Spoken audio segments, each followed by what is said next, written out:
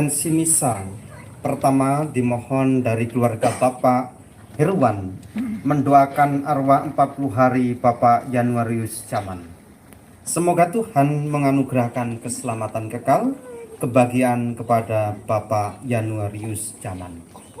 Yang kedua, kita bersyukur sebagai satu gereja dari berbagai macam tempat ini merayakan Kristus yang lahir dalam kebersamaan ini.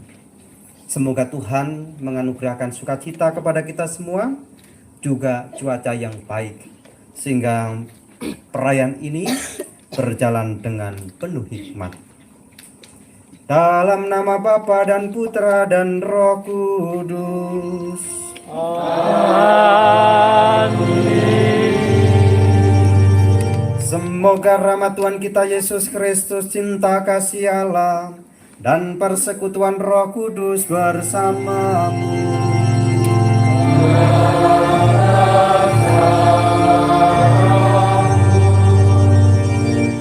Bapak, Ibu, Suster, frater, saudara-saudari, dan anak-anak terkasih, selamat pagi. Selamat pagi.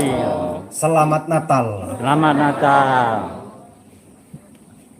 Hari ini Tuhan memang sangat baik kepada kita. Menjelang Natal cuaca tidak begitu baik, tetapi perayaan Natal diberi cuaca yang baik. Amin. Dan sampai siang sampai pagi hari ini, pada kesempatan yang penuh rahmat dan istimewa, kita bersama-sama mengungkapkan iman itu dalam kebersamaan sebagai calon paroki yang baru. Kita satu keluarga. Kita ingin berjalan bersama, kita ingin berjalan sehati sejiwa menuju ke Bethlehem. Artinya, kita ingin sehati sejiwa mendalami kembali akar kekristenan kita masing-masing. Semoga iman kita kepada Kristus bukan semakin luntur, melainkan semakin berakar dan semakin kuat. Bapak, Ibu, saudara-saudari yang terkasih, mari kita memasuki perayaan Ekaristi ini. Kita mohon ampun dan belas kasih dari Tuhan atas segala dosa-dosa kita. Saya mengaku Kuasa dan kepada saudara sekalian bahwa saya telah berdosa dengan pikiran dan perkataan, dengan perbuatan dan kelalaian. Saya berdosa, saya sungguh berdosa. Oleh sebab itu saya mohon kepada Santa Perawan Maria, kepada para malaikat dan orang kudus, dan kepada saudara sekalian, supaya mendoakan saya pada Allah Tuhan kita. Semoga Allah yang Maha Kuasa mengasihi kita, mengampuni dosa kita, dan menghantar kita ke hidup yang kekal. Amin. Kami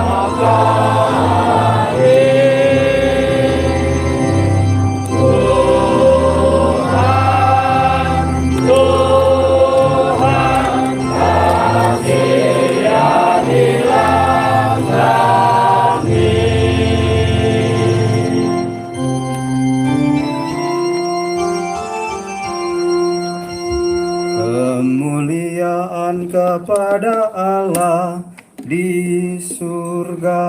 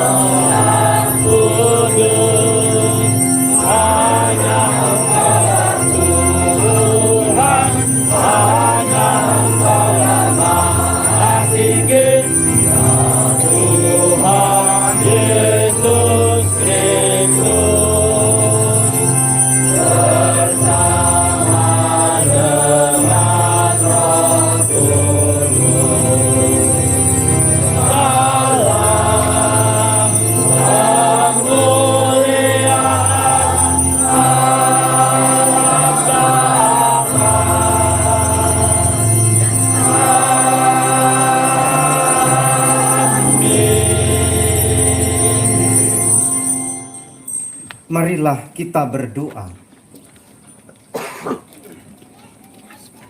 Allah, Engkau berkenan memberikan kepada kami keluarga kudus sebagai teladan yang unggul.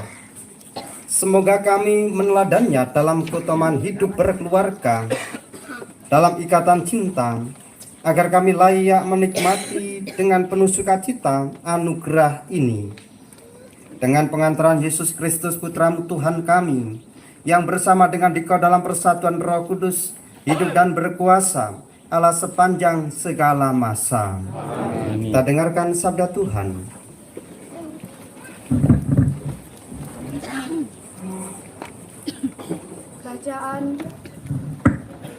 Bacaan dari kitab pertama Samuel.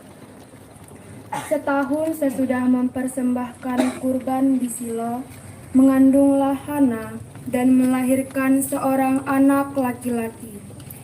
Anak itu diberinya nama Samuel, sebab katanya, "Aku telah memintanya dari Tuhan."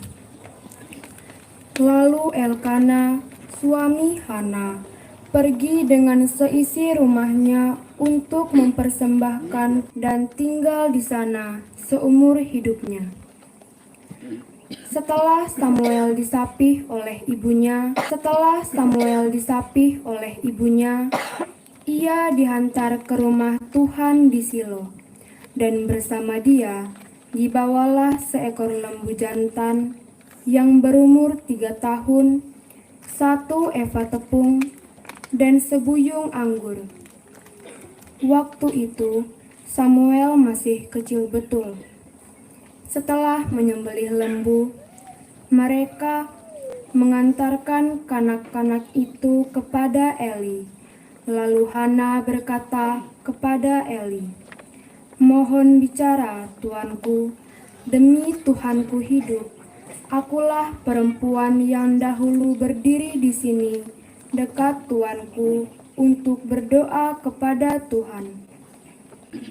Untuk mendapat anak inilah aku berdoa, dan Tuhan telah memberikan kepadaku apa yang kuminta daripadanya. Maka aku pun menyerahkannya kepada Tuhan. Seumur hidupnya terserahlah anak ini kepada Tuhan." Lalu sujudlah mereka di sana menyembah Tuhan. Demikianlah sabda Tuhan. Syukur kepada Allah.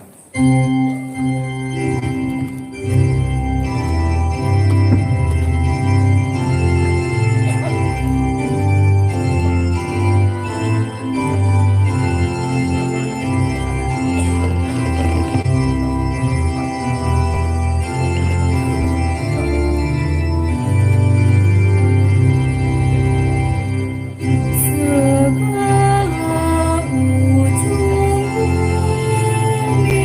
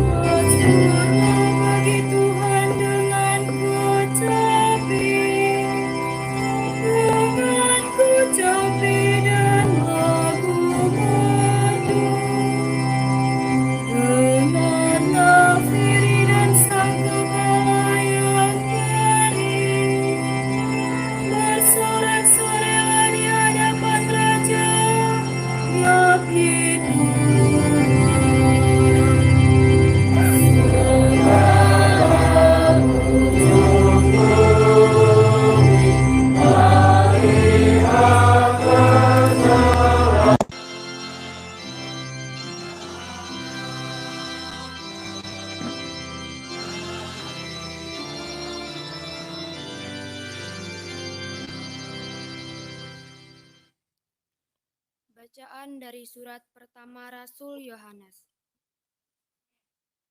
Saudara-saudara terkasih, lihatlah betapa besar kasih yang dikaruniakan Bapa kepada kita, sehingga kita disebut anak-anak Allah, dan memang kita adalah anak-anak Allah.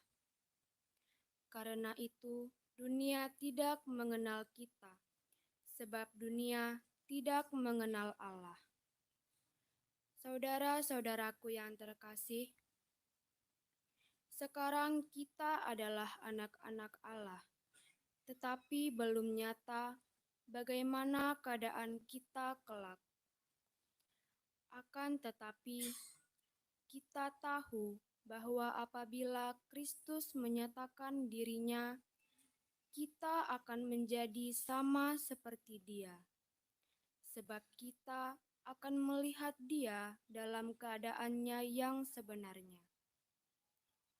Saudara-saudaraku yang terkasih, jikalau hati kita tidak menuduh kita, maka kita mempunyai keberanian penuh iman untuk mendekati Allah. Dan apa saja yang kita minta dari Allah, kita peroleh daripadanya, karena kita menuruti segala perintah-Nya dan berbuat apa yang berkenan kepadanya. Dan inilah perintah-Nya itu, yakni supaya kita percaya akan nama Yesus Kristus Anak-Nya, dan supaya kita saling mengasihi sesuai dengan perintah yang diberikan Kristus kepada kita. Siapa saja yang menuruti segala perintah-Nya, ia diam di dalam Allah dan Allah di dalam Dia. Dan beginilah kita ketahui bahwa Allah ada di dalam kita, yaitu dalam Roh yang telah Ia karuniakan kepada kita.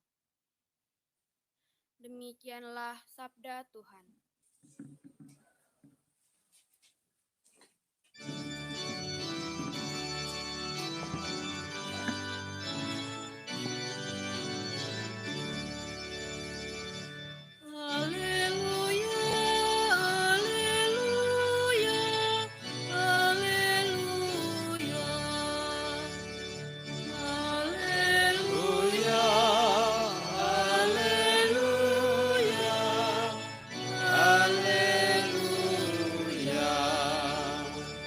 Fajar suci menyinari kita, marilah menyembah Tuhan, hai semua bangsa. Sebab cahaya gemilang telah turun ke dunia. Haleluya, haleluya.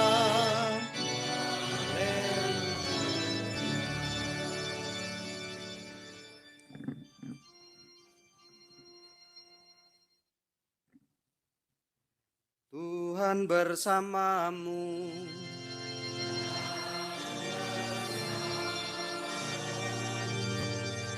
Inilah Injil suci menurut Lukas.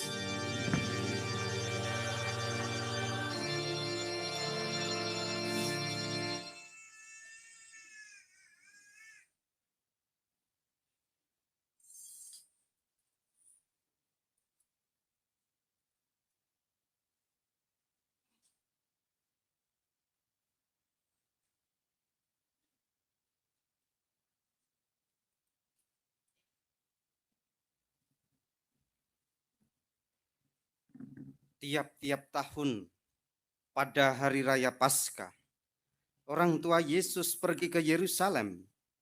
Ketika Yesus telah berumur 12 tahun, pergilah mereka ke Yerusalem seperti yang lazim pada hari raya itu. Sesuai hari-hari perayaan itu, ketika mereka berjalan pulang, tinggallah Yesus di Yerusalem tanpa diketahui orang tuanya. Karena mereka menyangka bahwa Yesus ada di antara orang-orang seperjalanan mereka, berjalanlah mereka sehari perjalanan jauhnya, lalu baru mencari Dia di antara kaum keluarga dan kenalan. Karena tidak menemukan Dia, Kembalilah orang tua Yesus ke Yerusalem sambil terus mencari dia.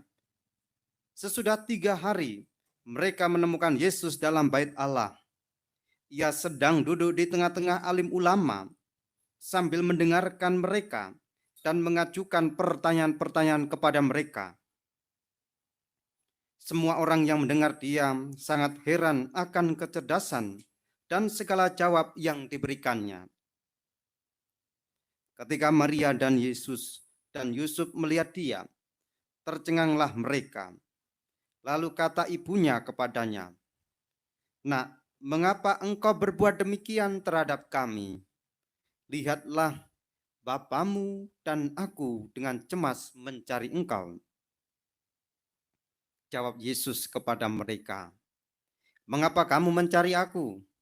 Tidakkah kamu tahu bahwa aku harus berada di dalam rumah Bapakku?" Tetapi mereka tidak mengerti apa yang dikatakan Yesus kepada mereka. Lalu Yesus pulang bersama-sama mereka ke Nazaret, dan ia tetap hidup dalam asuhan mereka. Dan Maria menyimpan semua perkara itu di dalam hatinya. Yesus semakin bertambah besar dan bertambah pula hikmatnya.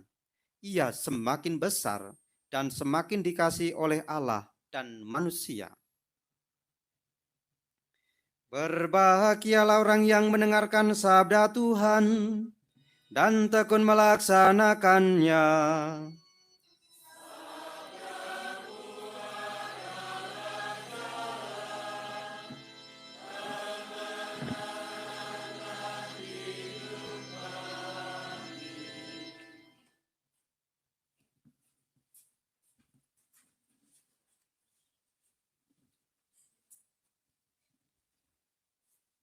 Bapak Ibu, suster, frater, saudara-saudari, dan anak-anak terkasih, selamat siang. Jam 10:30 lewat 5 menit.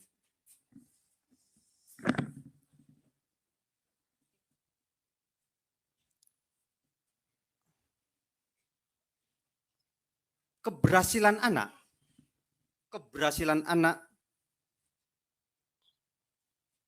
60% itu ditentukan oleh orang tuanya. 60% ditentukan oleh orang tuanya. Kegagalan anak 60% juga ditentukan oleh orang tuanya. Lalu kita bisa merenung, waduh Romo, anakku gagal. Berarti saya gagal mendidik, begitu ya. Saya akan, Bapak Ibu, saya akan bertanya kepada 2 orang. Kami dari SMR itu sekitar berapa? 23. Ada Bapak Ibu, ada Romo, ada suster, dan ada frater. Nah, saya akan bertanya kepada salah satu frater dan salah satu suster. Suster Westi dan frater Greg maju. Tapi berdirinya di situ ya, tidak di sini, di situ. Cepat-cepat. Romo bertanya tidak panjang-panjang. Jawabannya panjang.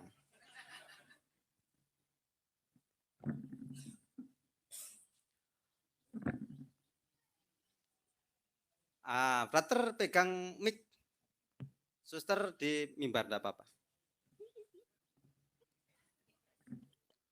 Suster Westi ini dari Belitang. Saya perkenalkan saja. Suster Westi FMM ini dari Belitang. Lalu frater ini dari Jambi, SMRR Selincah, ya. Bapaknya yang organis ini loh. Bapaknya yang organis ini kan mirip toh, bapak anaknya mirip toh? Mirip. 60%. Yang 40% wajah ibunya ya. Suster, saya mau bertanya. Dulu waktu kecil, suster itu sering diajak ke gereja atau tidak?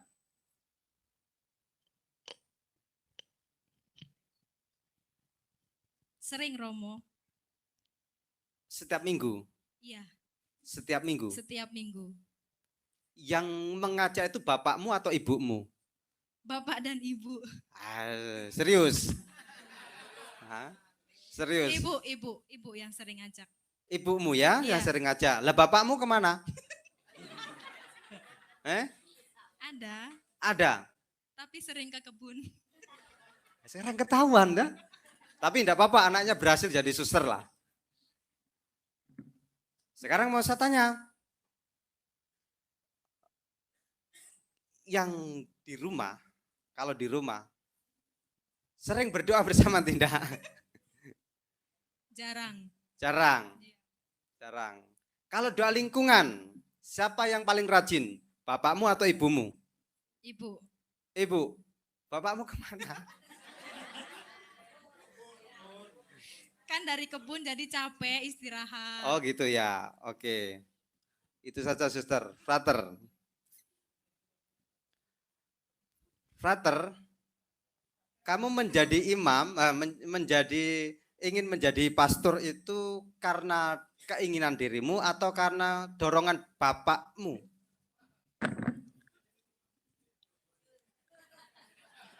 Ya, bapak saya ini berperan untuk mengarahkan ya.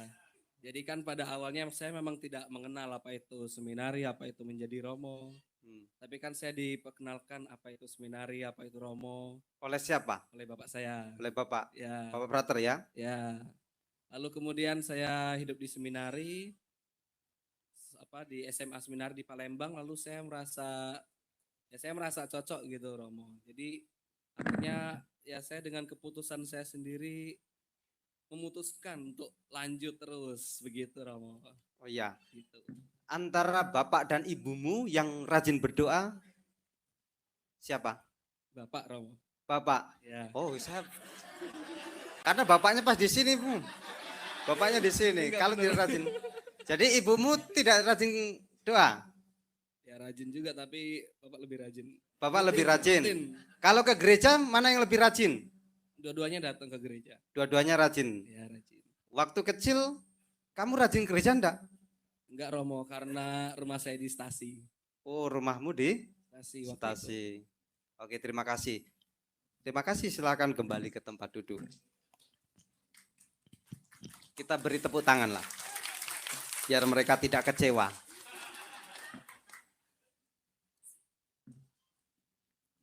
Bapak Ibu saudara-saudara yang terkasih, hari ini gereja merayakan pesta keluarga kudus.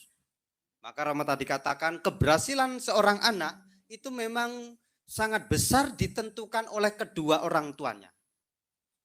Kedua orang tuanya. Lalu kegagalan seorang anak juga sangat besar ditentukan oleh kedua orang tuanya. Maka hati-hatilah sebagai orang tua. Jangan sampai bahwa sebagai orang tua kita salah mendidik, salah mengarahkan. Karena apa? Kalau kita salah mendidik dan mengarahkan, maka itu justru akan mencelakakan anak-anak yang lahir dalam keluarga. Yang datang ke sini lengkap dengan keluarganya, bapak, ibu, anak? Lengkap? Ada yang tidak lengkap? Pasti ada ya. Rama akan memberikan tiga permenungan tentang keluarga. Tiga permenungan tentang keluarga. Yang pertama adalah, karena ini hari keluarga, Rama memberikan permenungan tentang keluarga. Yang pertama itu, anak haruslah menaruh hormat kepada orang tua. Sekarang Rama mengajak anak-anak menaruh hormat kepada orang tua.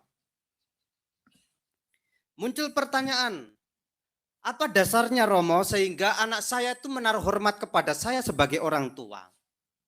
Dasarnya adalah sangat sederhana, bahwa memang sejak seorang pria dan wanita hidup dalam kesatuan sebagai suami istri, berkeluarga, lalu lahirlah seorang anak, maka disitulah orang tua ditempatkan di tempat yang terhormat di hadapan anak-anaknya. Jadi kita itu orang tua itu ditempatkan oleh Allah di tempat yang terhormat di hadapan anak-anak kita. Tujuannya apa? Supaya anak itu menghormati orang tuanya. Kalau anak tidak menghormati orang tuanya, kita mengatakan apa? Kurang ajar, kualat, gitu ya. Kurang ajar, kualat, tidak sopan, kan begitu. Jangan-jangan juga bisa main tangan. Pastilah orang tua berada pada posisi yang tidak nyaman ketika anaknya tidak menaruh hormat kepada orang tua. Wah, saya jadi bapak justru ditindas oleh anak saya, kan begitu. Malu. Artinya apa?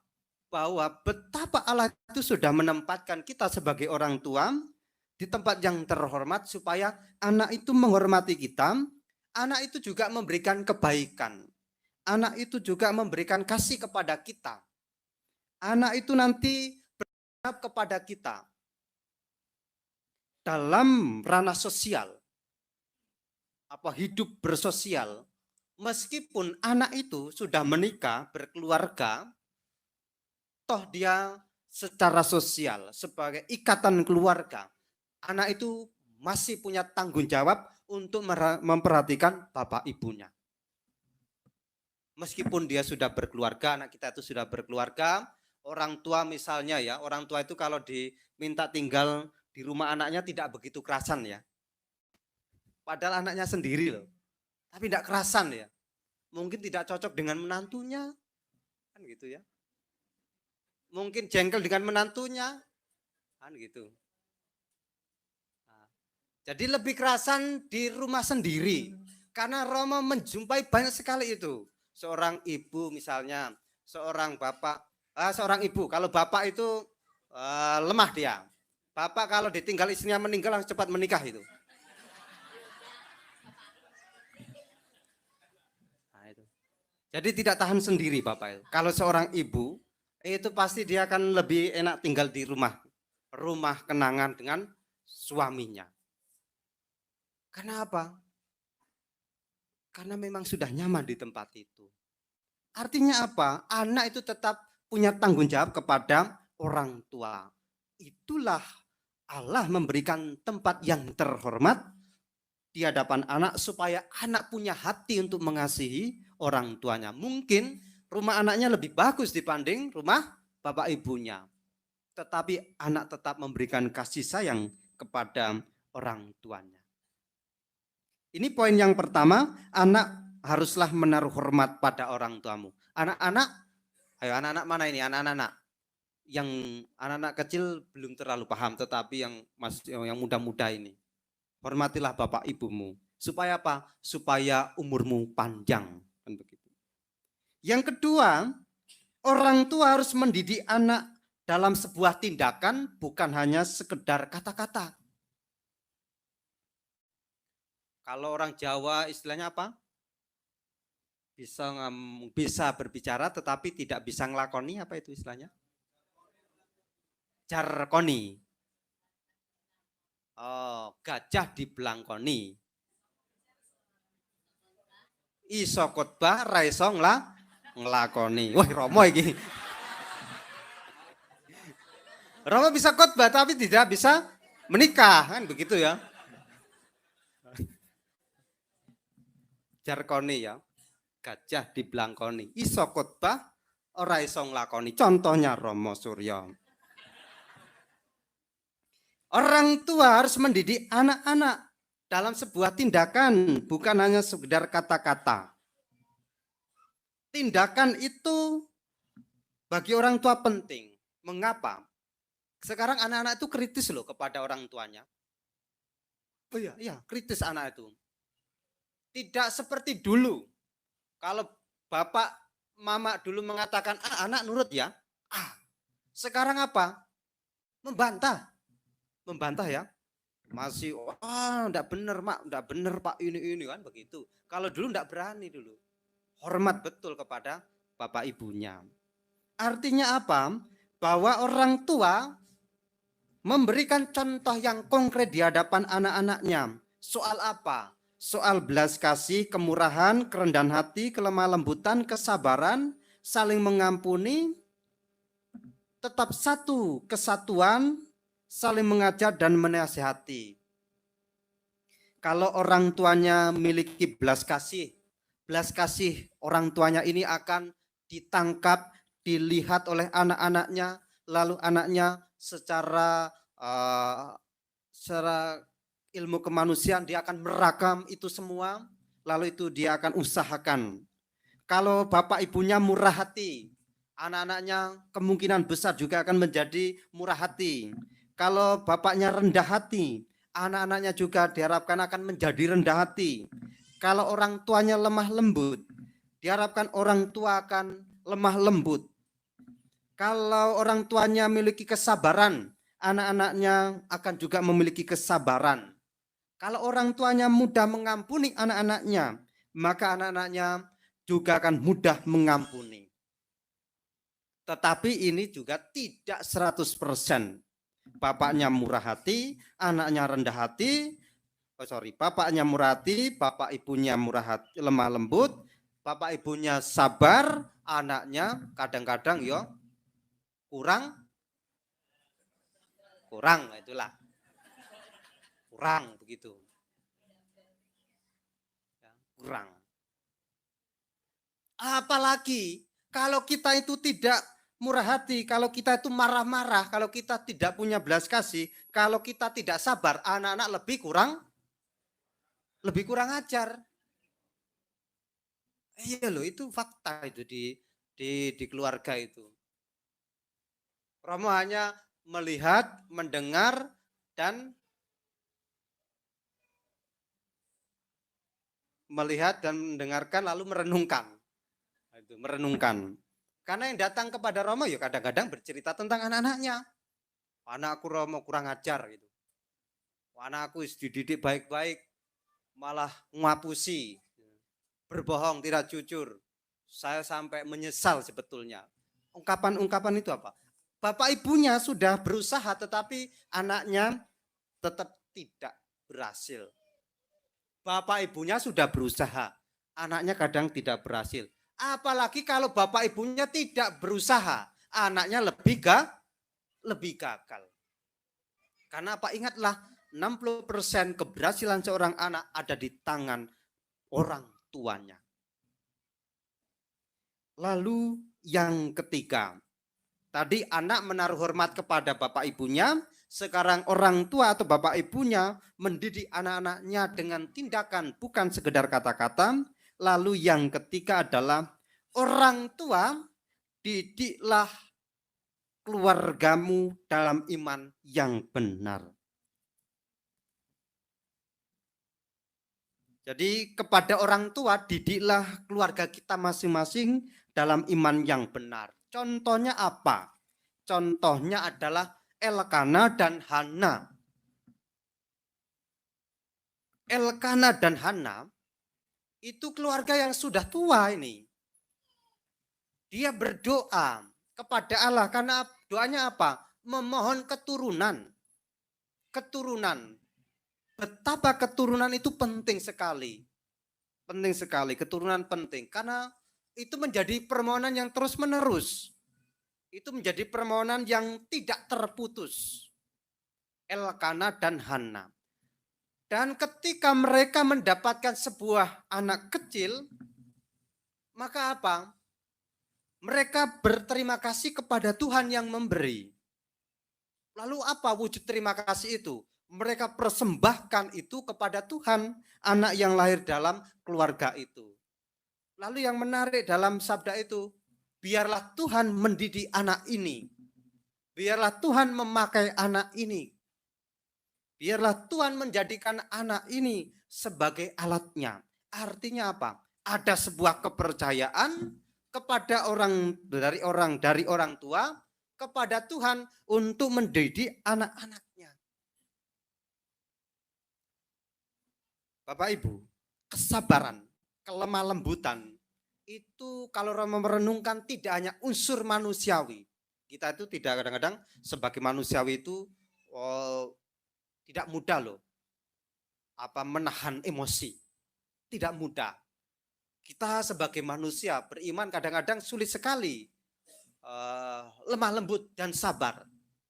Tadi dalam perjalanan saya bercerita, Pak Helmi bercerita suka mancing, itu ya Pak Helmi suka mancing. Saya bilang Pak Alek juga suka mancing. Saya bilang. Pak Helmi merenungkan, woi Romo kalau mancing itu kesabaran, dah, kesabaran. Kalau suster langsung menjawab apa? Kasihan itu apa suster? Melukai mulutnya ikan.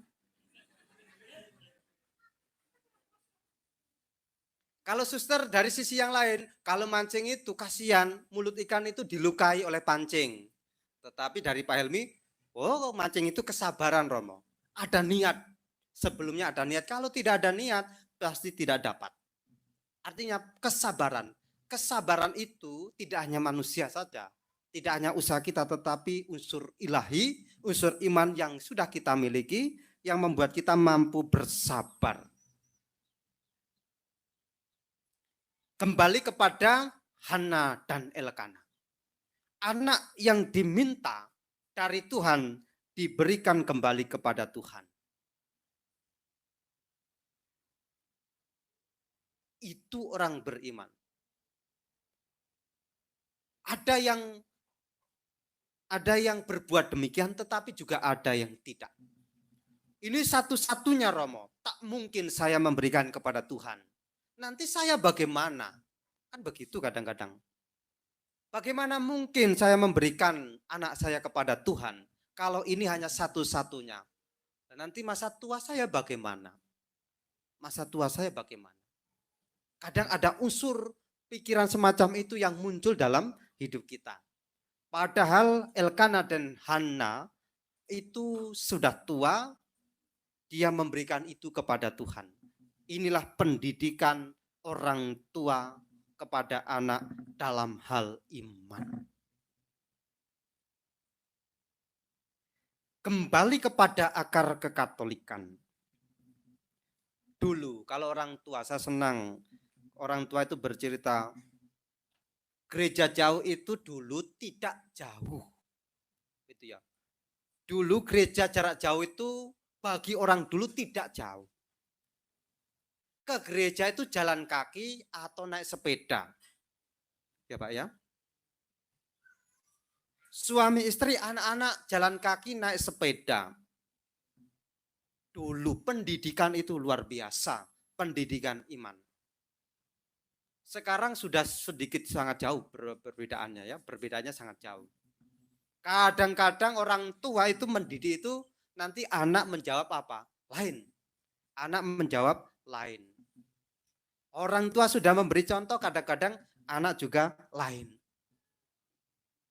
Ada sebuah situasi yang berbeda. Lalu pertanyaannya adalah apakah kita itu lalu menyerah dengan situasi yang semacam ini? Jangan menyerah. Gagal boleh, tetapi tidak boleh menyerah. Gagal sekali, 2 kali boleh, tetapi jangan menyerah dalam mendidik anak-anak.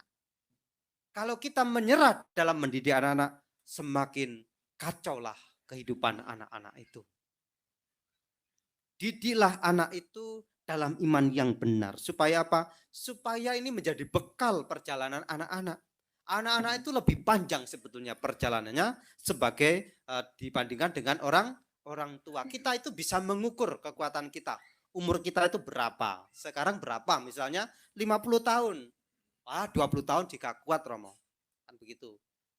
15 tahun jika kuat. Tapi kalau anak-anak masih panjang sekali. Anak-anak masih panjang sekali.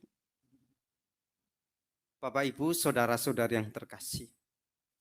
Kalau anak sering dibawa ke gereja, kalau setiap hari Minggu itu, pasti hidup rohaninya semakin subur. Dan itu pelan-pelan akan mengubah anak itu menjadi baik. Tetapi kalau anak-anak sejak dari kecil tak pernah dikenalkan kepada Allah, tidak pernah diperkenalkan dengan hal-hal gerejawi, pastilah anak itu akan merasa asing dalam komunitasnya. Dan anak itu akan berada dalam dunianya sendiri. Yang Sejak kecil saja kita didik dengan baik, itu pun masih loncat pagar kan?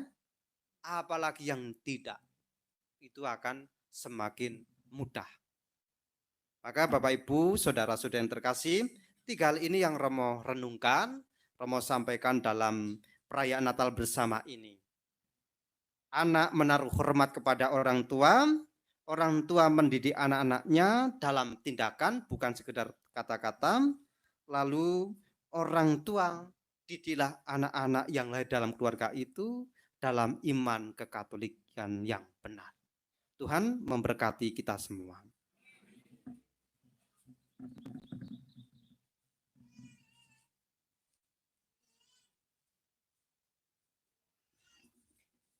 Bapak Ibu saudara-saudara yang terkasih, mari kita bangkit berdiri, kita nyatakan syahadat iman kepercayaan kita. Aku percaya akan Allah,